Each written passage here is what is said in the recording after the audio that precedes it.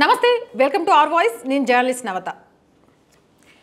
తమిళనాడులో అన్నమలై బీజేపీ రాష్ట్ర అధ్యక్షుడిగా అయిన తర్వాత తమిళనాడు రాజకీయాలలో చాలా మార్పు వచ్చిందని, బీజేపీ ఓట్ షేరింగ్ పెరిగిందని కూడా మనందరికీ తెలిసిందే. అయితే తమిళనాడులో అన్నమలై ఏం మాట్లాడినా కూడా ఒక ప్రపంచమే. డిఎంకే ఫైల్స్ బయటికి తీసినా, అవినీతి చిట్టాలు విప్పినా, హిందూ ధర్మం గురించి మాట్లాడినా, కార్యకర్తల్ని బలోపేతం చేసే దిశగా మాట్లాడినా, ప్రజల్లోకి యాత్ర పేరుతో వెళ్ళిన ఆయన ఏం చేస్తున్నా కూడా ఒక సెన్సేషనల్గా తమిళనాడే కాదు యావత్ భారత్ చూస్తుంది. అన్నమలై లాంటి రాష్ట్ర అధ్యక్షుడు ప్రతి దేశానికి కూడా దేశంలోని ప్రతి రాష్ట్రానికి కూడా అవసరమని మాట్లాడుకుంటున్నారు. ఇప్పుడు అన్నమలై మరొకసారి సెన్సేషనల్గా వార్తల్లో నిలుస్తున్నారు. అది ఏంటి అంటే, అన్నమలై పోటీ ఇక్కడి నుంచే. తమిళనాడులో ద్రవిడ రాజకీయాల గురించి మనందరికీ తెలిసిందే. ద్రవిడ రాజకీయాల నుంచి ఇప్పుడిప్పుడే హిందూ ధర్మం అంతా ఏకమై ఇప్పుడు జై శ్రీరామ్ అంటూ బీజేపీ బలోపేతం అవుతుంది.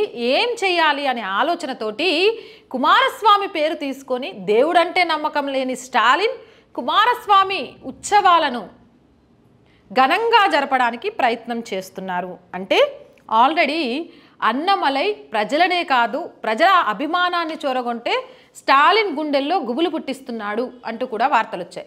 మొన్నటికి మొన్న కమల్ హాసన్ అలాగే విజయ్ లాంటి సినీ స్టార్స్కి కూడా షాకింగ్ ఇచ్చేలాగా సిఏఏపై వాళ్ళు మాట్లాడిన వ్యాఖ్యలకు సంబంధించి సమాధానాన్ని చెప్పాడు.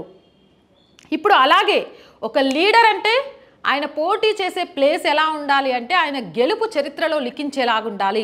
ఆయన గెలుపును చూసి అప్పుడు అధికారంలో ఉన్న అలాగే ప్రత్యర్థులుగా ఫీల్ అవుతున్న నాయకులంతా కూడా హడలిపోవాలి.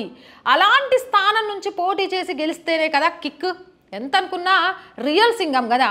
పోలీస్గా చాలా ఈయన సాల్వ్ చేసిన కేసెస్ కూడా ఛాలెంజింగ్ కేసెస్.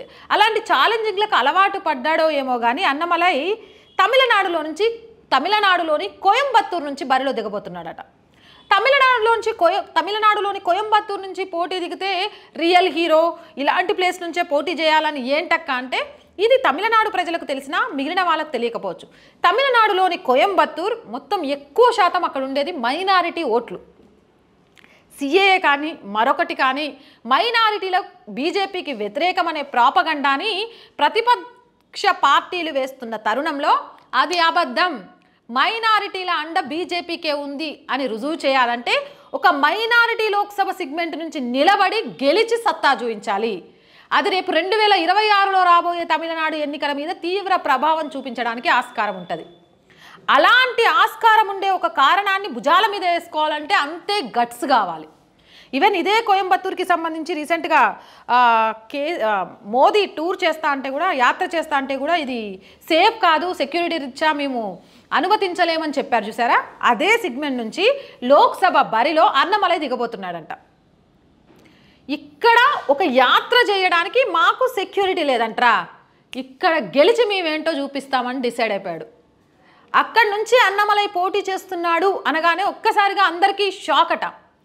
అసలు ఇంత డేరింగ్ నిర్ణయం, ఇలాంటి డేరింగ్ స్టెప్పులు ఎలా వేయగలుగుతున్నాడు అన్నమలై గెలుపు కోయంబత్తూరులో జరిగిన తర్వాత 2026 జరగబోయే తమిళనాడు అసెంబ్లీ ఎన్నికలకు సంబంధించి మాత్రం చాలా చాలా చాలా చాలా ప్రభావం పడనుంది అని చెప్తున్నారు. ఇక్కడ ఈ లోక్సభలో అన్నమలై గెలుపోటములు అలాగే గెలిస్తే ఎంత మెజారిటీతో గెలుస్తాడు అనే దాన్ని బట్టి హిందూ ముస్లిం పోలరైజేషన్ ఓట్ల గురించి కూడా లెక్క తేల్చుకోవడానికి బీజేపీకి ఒక అవకాశం దొరుకుతుందట. అసలు మనం ఏంటి అనేది నిరూపించుకోవాలి అని అంటే చాలామంది నాయకులు ఏం చేస్తారంటే అక్కడ ఇక ఒక డమ్మీ క్యాండిడేట్ని నిలబెడతారు. ఎట్లాగో అది మనం గెలిచేది కాదు, ఏం కాదు, ఏమైద్ది అని. కానీ ఇక్కడ అట్లా కాదు. రాష్ట్ర అధ్యక్షుడిగా రాష్ట్రంలో బీజేపీ బలోపేతం కావాలి అని అంటే ఆ బాధ్యత నేనే తీసుకోవాలి. కాబట్టి ఆ స్థానం నుంచి నేనే పోటీ చేస్తా. గెలుపైనా ఓటమైనా అక్కడ ఓట్ల పోలరైజేషన్ ఎలా ఉందైనా బీజేపీని ఎవరు ఎంతవరకు రిసీవ్ చేసుకుంటారైనా తెలవాలి అంటే అక్కడ ఒక ఎవరినో నిలబెట్టి వచ్చే ఫలితాలను నేను లెక్కగట్టను, నేనే నిల్చొని ఆ ఫలితాల లెక్క తెలుస్తా అన్నాడట అన్నమలై. ఇది ఇప్పుడు తమిళనాడు వ్యాప్తంగా సంచలనం కలిగిస్తోంది. మరి మీరేమనుకుంటున్నారు? కోయంబత్తూరులో అన్నమలై గెలవడానికి ఎంత అవకాశం ఉంది? నిజంగా కూడా ముస్లిం మైనారిటీ ఓట్లు బీజేపీకి అంత వ్యతిరేకంగా ఉన్నాయా? అసలు అన్నమలై తీసుకున్న ఇలాంటి డేరింగ్ నిర్ణయానికి సంబంధించి మీ అభిప్రాయం ఏంటి అనేది కామెంట్ సెక్షన్లో తెలియజేయండి. ఇలాంటి మోర్ వీడియోస్ కోసం మన ఛానల్ని వెంటనే సబ్స్క్రైబ్ చేసుకోండి. మన ఛానల్ని చూస్తున్న చాలామంది సబ్స్క్రైబ్ చేసుకోవడం మర్చిపోతున్నారు. ప్లీజ్ సబ్స్క్రైబ్ చేసుకోండి. అండ్ మీకు నచ్చితే ఖచ్చితంగా లైక్ చేయండి, షేర్ చేయండి. మీ అందరి సపోర్ట్ మన ఛానల్కి చాలా కావాలి. నేను చెప్తున్నాను, ఇప్పుడిప్పుడే స్టార్ట్ చేసిన మన ఛానల్కి ఎక్విప్మెంట్ కావాలి, కొంత స్టాఫ్ కావాలి, కొంత డెవలప్ చేసుకోవాలి. ఎందుకంటే ఎన్నికల సమయం అనే కాదు, ప్రజల వాయిస్ని రేస్ చేస్తూ మీ అందరి ముందుకు తీసుకురావాలి ప్రతి విషయాన్ని అనేది నా తపన. నా తపనకి మీ అందరి సహకారం ఉంటే ఖచ్చితంగా సక్సెస్ అవుతాం. ఎందుకంటే ఇది మనందరిది. జాయిన్ అనే బటన్ కనిపిస్తుంది. 1 to 5 లెవెల్స్ ఉంటాయి. ఏదో ఒక లెవెల్లో సపోర్ట్ చేయండి. లేదా PhonePe, Google pay and account details కూడా స్క్రీన్ మీద ఉన్నాయి. మీరు చేసే ప్రతి చిన్న సహాయం కూడా మన ఛానల్ ఇంకా ముందుకెళ్ళడానికి అవకాశం కల్పించిన వాళ్ళు అవుతారు. సహాయం చేస్తారు అని ఆశిస్తున్నాను. ఇలానే ఆదరిస్తారు, అభిమానిస్తారు అని కోరుకుంటున్నాను. జై భారత్.